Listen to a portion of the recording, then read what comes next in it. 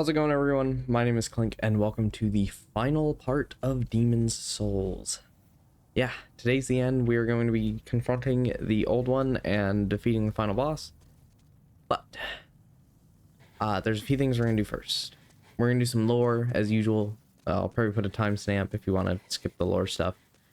But I think talking to Frake and Urbane one last time, because they have some stuff to say about the howling of the old one from the pits below. So let's go ahead and get into that. You have brought, thank you. But I do also want to... Oh, driver updates.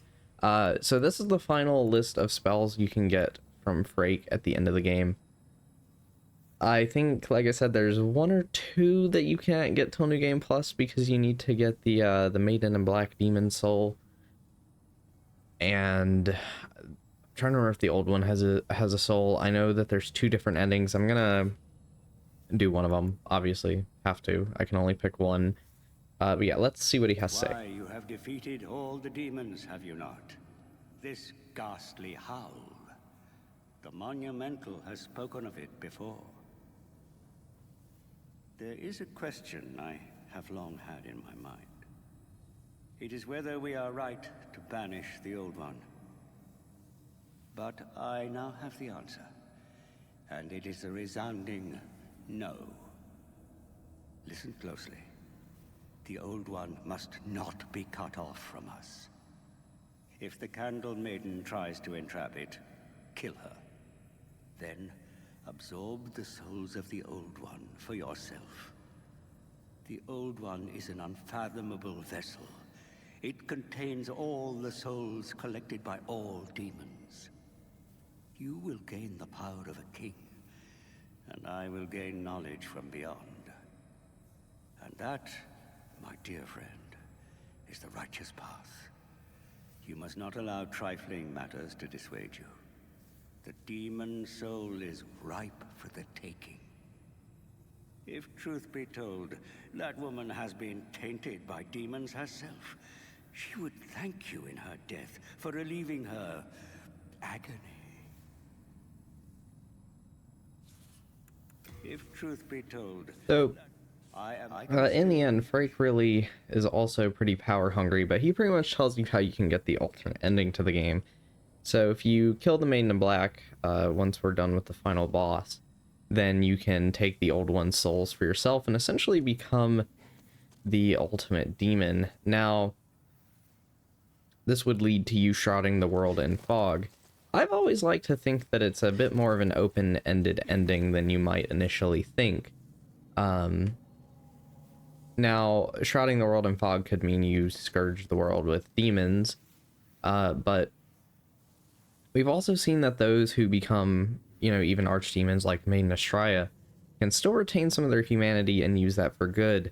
So I honestly really like to think it's a pretty open-ended ending. I'm not going to do that ending, but it definitely looks evil in the cutscene, but I feel like there's some other implications to where you could kind of interpret it either way. And I think that's something Demon's Souls is just really good at. It doesn't really completely answer anything, and it leaves a lot to your imagination. But it still gives you a lot of clues to, come up with stuff. And I don't think Yuria has anything interesting at the end here, but I'm going to check anyway. I feel great misgivings about Frake. I was branded a witch at a very... Although I never had ill intentions, if there is a god. Okay, so... yeah, just about Frake. I think she said that before. So the other interesting part is Urbane. So like I mentioned, Urbane I think is quite interesting. And this final conversation is definitely the most intriguing one, as he has claimed to hear the voice of God before. Oh, is that you again? Do you have further offerings? From where does that howl come? That is no demon. It sounds more like a poor, hungry child. Do you have any idea what it might be? Something about it puts me at profound unease. May God watch over us. Bless us and all of Boletaria. Mbasa. May God watch over Mbasa. Yeah, Yes. Freak is, or not Freak, Urbane here is a bit more disturbed and unsettled by the cries of the Old One, when really the cries of the Old One should be the voice of God that he's been hearing this whole time. I don't know how well the cries of the Old One are translating into the recording, for example, but you can faintly hear it howling from below. I can't really hear it on the game myself, but let's talk to the Maiden in Black and go confront it. Hark, I hear a voice of yore. The Old One calls for thee. Let us proceed below to its lair.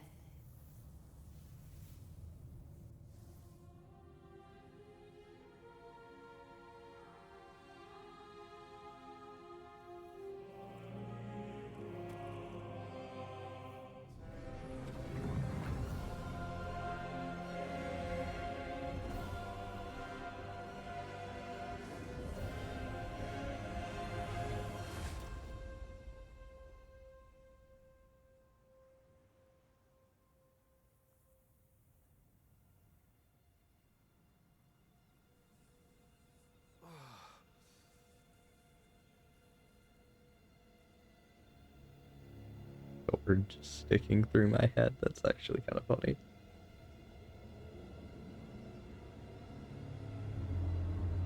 Oh.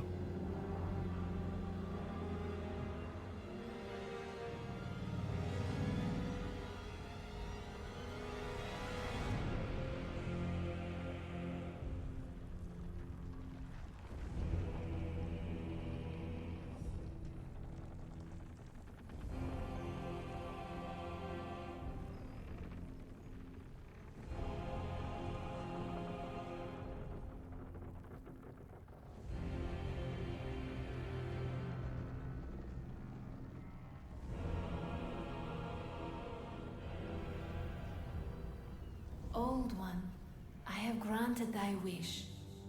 A new demon. Come now, be good.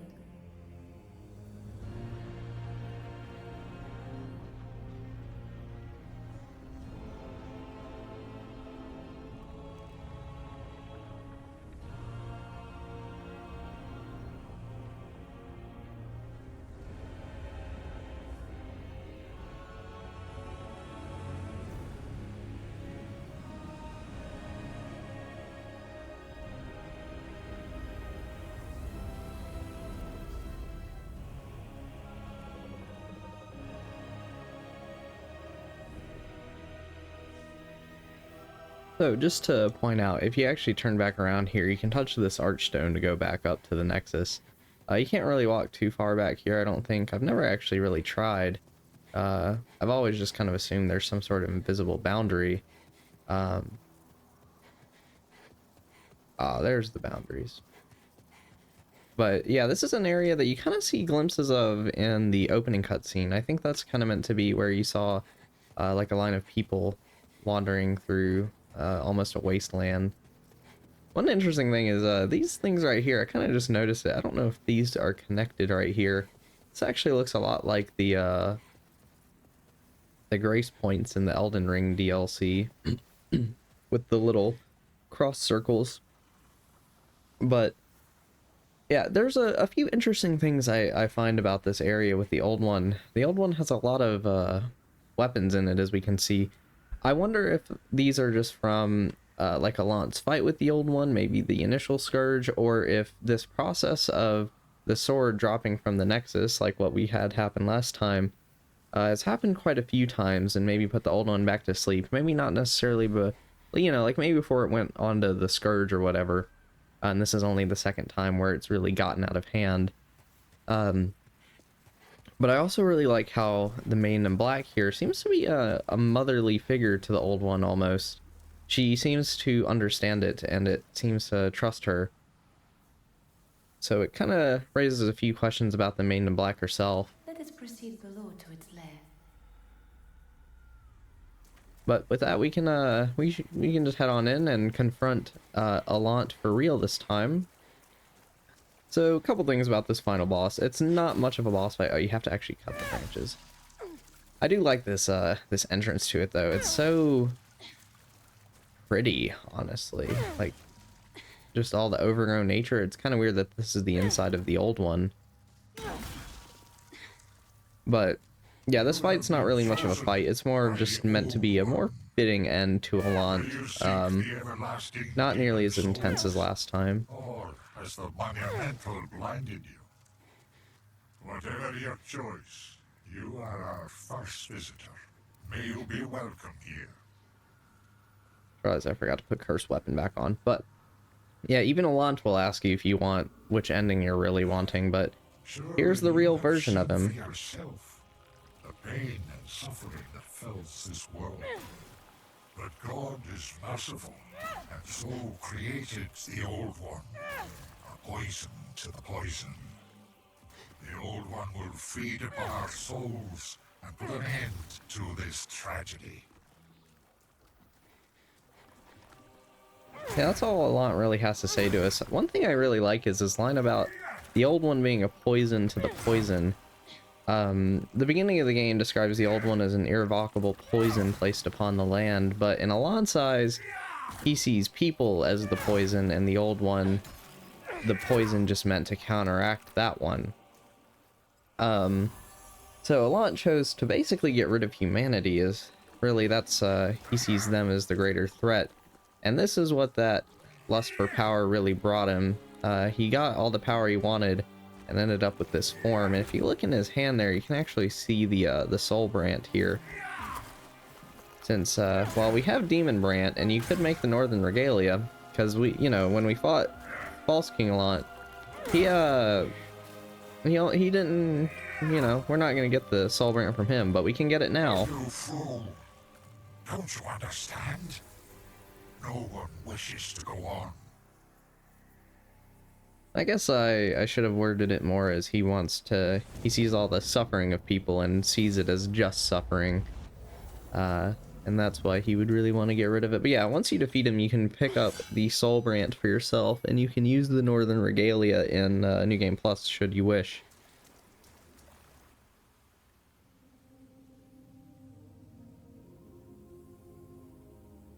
Thy work is done. Slayer of demons, go back above.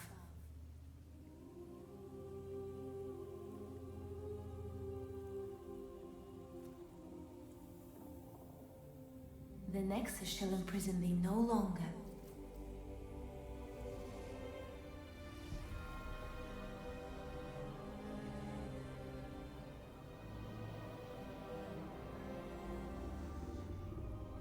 I shall lull the Old One back to slumber.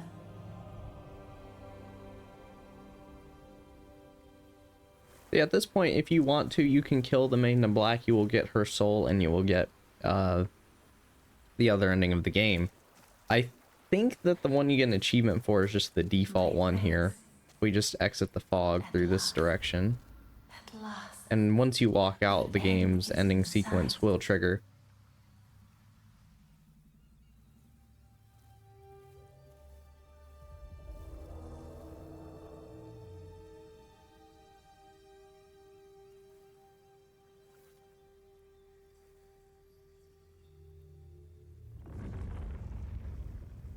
The Old One, along with the Maiden, were swept back into the lulling fog.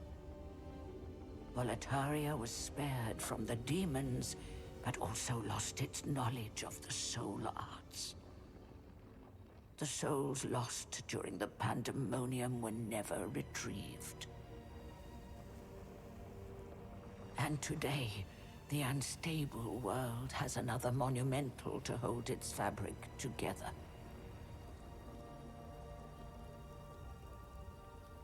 A brave new hero of unprecedented power.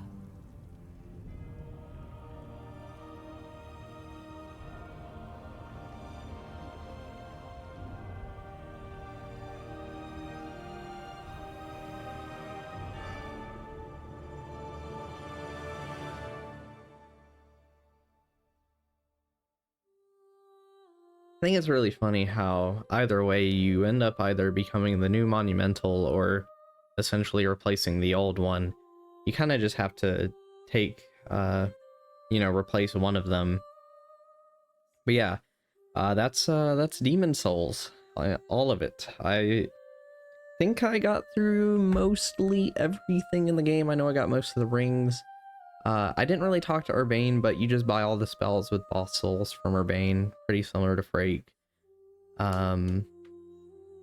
Definitely didn't get all the weapons or anything, but I feel like I hit all the major stuff that I really wanted to do. I love Demon Souls. I think this game is absolutely amazing. It's got some rough edges, but it's, oh, by the way, I like the little cat there. That was actually the icon for the buff of the cat ring, I think, in the PS3 version. It's one of the dev team's cats. You can actually find that tree in the game.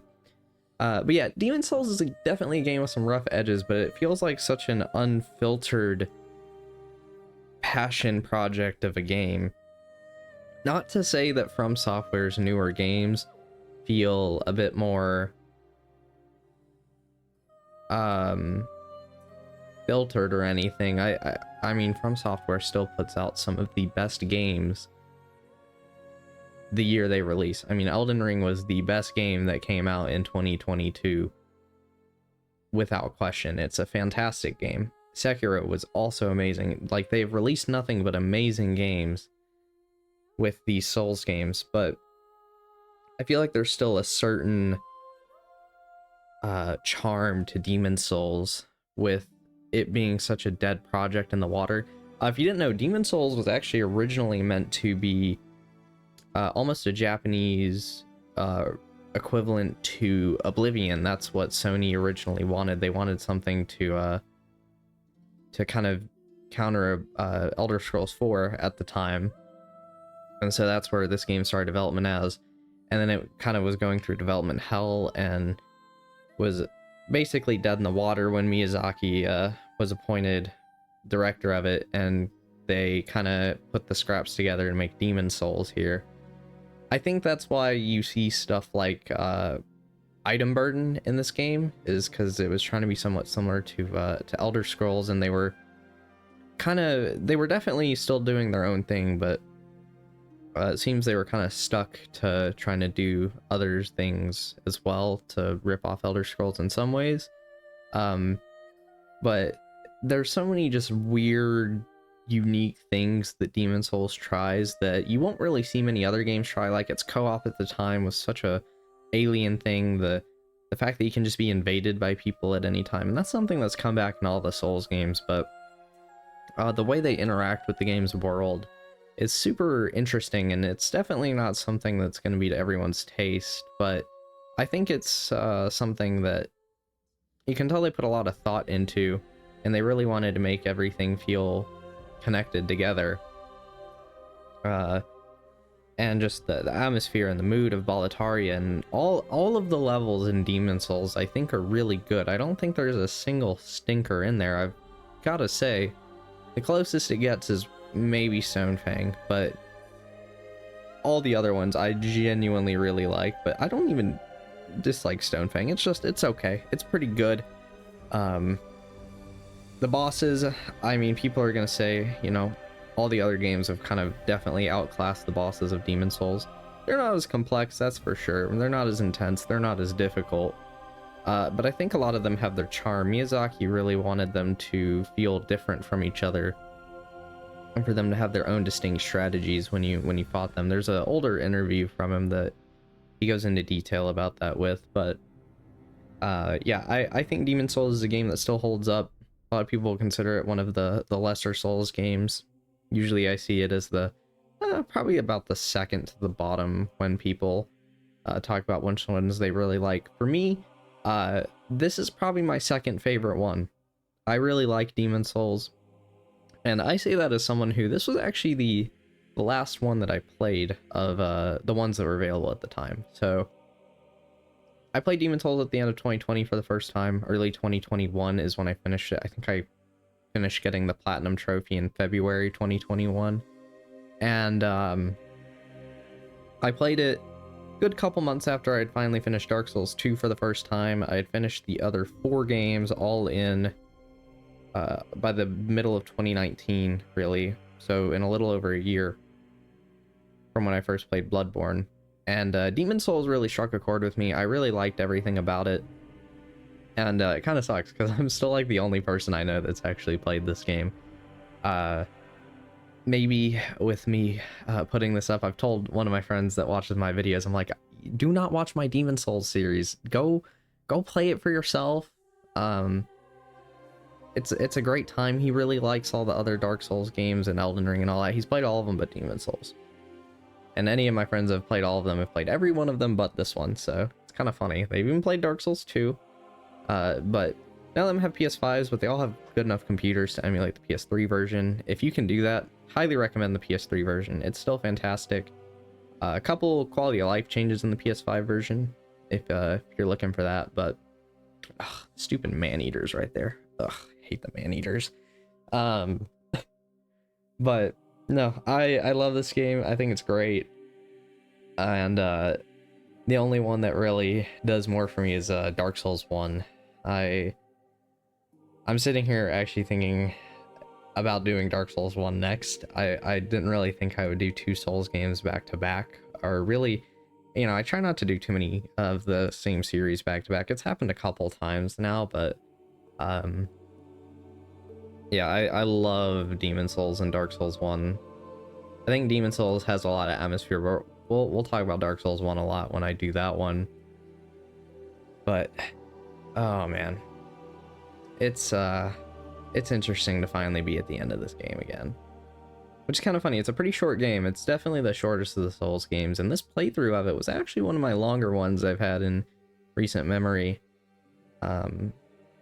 And usually I do about the same amount of stuff. I don't maybe go get some of the items where I was a little more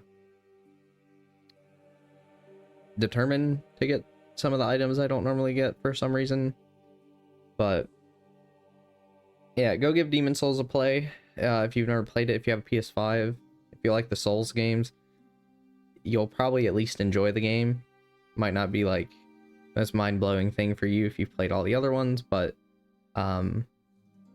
it's still a great time. Good way to see where the series started, and where FromSoft would go from there with these games, because they've definitely come a long way in terms of just you know, going from basically dead in the water to one of the biggest commercial successes of a video game in recent memory. Still remember when Elden Ring came out, and I had been playing it all weekend after lunch, and I saw it sold like 12 million copies in a week. I was thinking, well, damn, all right. I didn't think Elden Ring was going to be big like that till it came out. I was excited for it, but I thought that was because I was in my little bubble of being a Souls fan, so I would always be watching like Souls videos and stuff. But it's definitely interesting to see how far the series has come in terms of its popularity and people's perception of it. But go back and play Demon Souls. It's great. It still has a lot to offer that some of the other ones don't. And there's stuff in this game I think is worth revisiting in terms of just ideas. I would really like to see world tendency again. That's probably a really controversial thing, but I think as long as they're careful about it, I think it's a system worth investing to still and giving another shot. Much like how something like Dark Souls 2 had a lot of really good ideas that I still think they should bring back. Even if there was quite a few missteps in that game, I still think there's some things that game did really well that they should bring back. And power stancing was one of them, and they brought that back in Elden Ring. And I feel the same about world tendency in this game. But yeah, that's about all I have to say, I think. Been rambling for a while. I don't know, it's hard to ramble all the way through a credit sequence, but somehow I can do it sometimes. This is definitely the longest credit sequence for any of the games I've Let's Played up to this point. If I ever do Dark Souls 2, that'll probably be the longest one, since that one has 2 phases of credits. But did I somehow get to the end anyway? We're at the end of the bosses. Oh, this game has a phase 2 as well. Okay. Yeah, if you want to watch the credits, if you like sitting here and looking at them at the end of a journey, I guess I'll just shut up and let them play. But yeah, I hope y'all enjoyed watching my Let's Play of Demon Souls. I had so much fun doing it. I love this game, so I'll let it go from here, and I'll see you guys in whatever's next.